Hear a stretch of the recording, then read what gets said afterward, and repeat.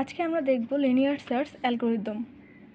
Linear search অ্যালগরিদমে আমাদের এরকম একটা অ্যারে দেওয়া থাকবে, আর অ্যারের ইন্ডেক্স হচ্ছে 0 থেকে স্টার্ট হয়, মানে 0 1 2 3 4 5, মানে এখানে 6টা আইটেম আছে। এই যে 1 2 3 4 5 6, 6টা আইটেমের জন্য যে 0 থেকে শুরু হচ্ছে আমাদের অ্যারের ইন্ডেক্স, সেটা আমরা জানি যে অ্যারের ইন্ডেক্স 0 থেকে যেই সংখ্যা পর্যন্ত থাকে সেটা থাকে। যেমন 100টা যদি সংখ্যা থাকতো তাহলে হতো 0 থেকে 99 পর্যন্ত।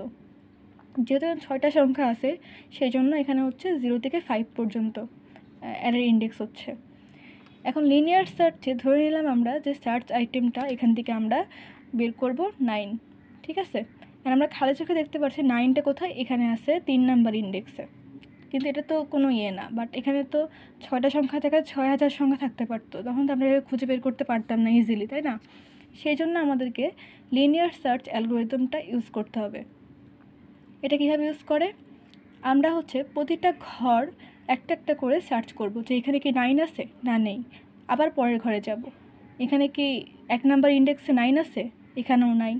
আবার এখানে যাব, এখানে কি 9 আছে 2 নাম্বার ইন্ডেক্সে, না নাই।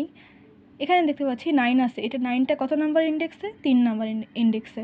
সেই জন্য আমাদেরকে এখানে দেখাবে যে ইয়েস, আমরা যে সংখ্যাটা সেই সংখ্যাটা পেয়ে গেছি, সেটা কোথায়, ইন্ডেক্স হচ্ছে 3 নাম্বার ইন্ডেক্সে। এই যেটা বললাম, যদি অ্যারেতে এনটা আইটেম থাকে তাহলে এনটা ঘরে গিয়ে সার্চ করতে হবে, মানে এখানে যে কয়টা ঘর আছে সবগুলো ঘরে যে সার্চ করছি যে আমাদের যেই সার্চ আইটেম যেটা সেটা পাওয়া যাচ্ছে কি না। আমরা যেহেতু পেয়ে গেছি সেজন্য আমরা ইন্ডেক্সটা প্রিন্ট করে দিছি।